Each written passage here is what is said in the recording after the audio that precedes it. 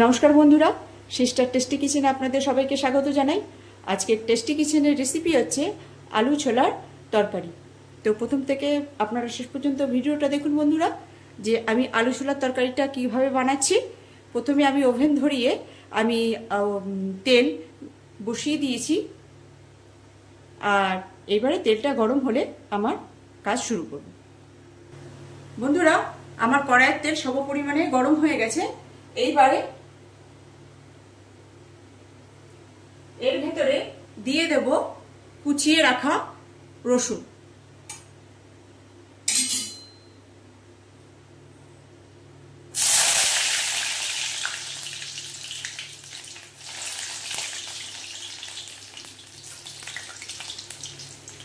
দিয়ে দেব বন্ধুরা কুচিয়ে রাখা আদা।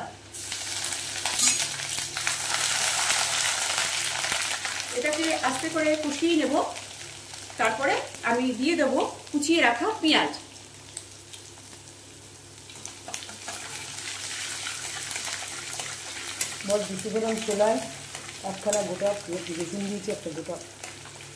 এখানে রসুনের মাত্রা আছে একটা গোটা রসুন আর 1 ইঞ্চি মতন আদা, আর এখানে কুচিয়ে রেখেছি মিডিয়াম সাইজের একটা বড় পেঁয়াজ।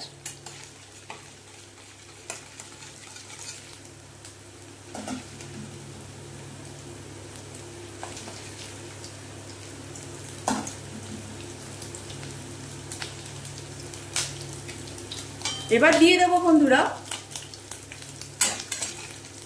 রসুনটা একটু হতে যান আর একটু পাওয়ার দে।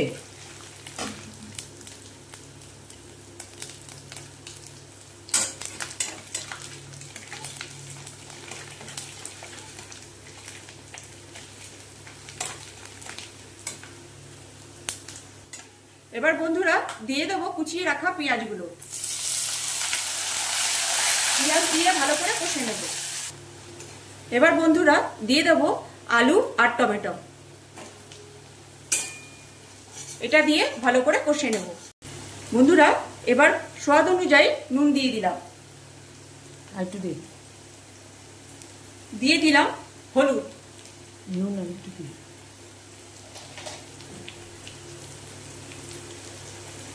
দিয়ে দিলাম কুচিয়ে রাখা লঙ্কা।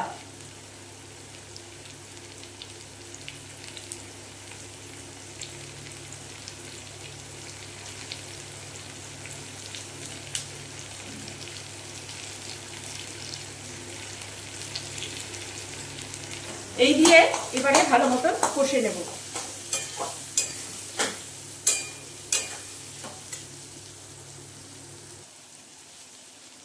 বন্ধুরা এইবারে দিয়ে দেব এই যে ভিজিয়ে রাখা ছোলা। এবারে এই ছোলা ভিজিয়ে ভালো করে কষিয়ে নেব।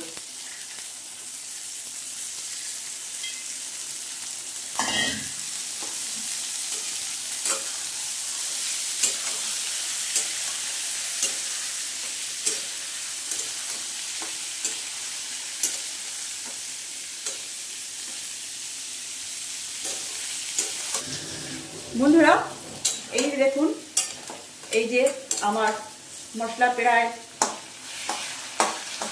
ভাজা হয়ে গেছে। ছোলাটাও সুন্দর কষিয়ে নিয়েছি সব কিছুর সঙ্গে।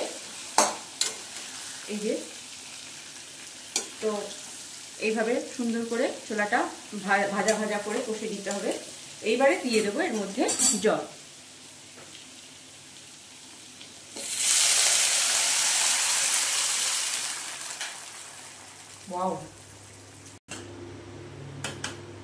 বন্ধুরা এই যে আমি জল দিয়ে বসিয়ে দিলাম, যাতে সুন্দর করে সেদ্ধ হয়ে ফুটে একদম মাখা মাখা টাইপ হয়ে যায়, তখন আমি এটা নামাবো। তো প্রেসার আমি ফুল দিয়ে দিয়েছি হওয়ার জন্যে। এটা হতে থাক বন্ধুরা। বন্ধুরা আমার এই যে আলু ছোলা কমপ্লিট। এই যে আমার আলু ছোলা কমপ্লিট। কেমন লাগবে বন্ধুরা? খুব সুন্দর গন্ধও বেরিয়েছে। এবার গ্যাস করবো অফ আর করবো প্লেটিং। বন্ধুরা এই যে আমার আলু ছোলার তরকারি। কেমন লাগছে বন্ধুরা?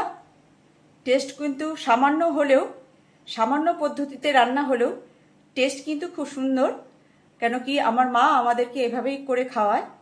তো আজকে আমি আর কি আপনাদের সঙ্গে এই রেসিপিটা শেয়ার করলাম, যে আমার মা আমাদের এভাবে সামান্যভাবে আমাদের করে খাওয়ায়, তো খুব টেস্টফুল লাগে, সেই জন্য আপনাদের সঙ্গে আজকে শেয়ার করলাম। আপনারাও বন্ধুরা করে খাবেন, আর দেখবেন খুব সুন্দর লাগছে, খুব ভালো লাগছে খেতে। এই পরোটা কিংবা রুটি ভাতের সঙ্গে ভালো লাগে, কিন্তু পরোটা রুটি যদি হয় বন্ধুরা, তাহলে ভালো লাগবে খেতে, খুব সুন্দর লাগে। আর এরকম এর সঙ্গে যদি আপনি একটুখানি স্যালাড নিয়ে নেন বা লঙ্কার আচার নিয়ে নেন, তাহলে তো আরোই ভালো হয়। তো এই হচ্ছে আমার আজকে সামান্য আমার মম রেসিপি আপনাদের সঙ্গে শেয়ার করলাম। এই বানিয়ে খাবেন, এনজয় করবেন। আজকে এই পর্যন্ত, বাই।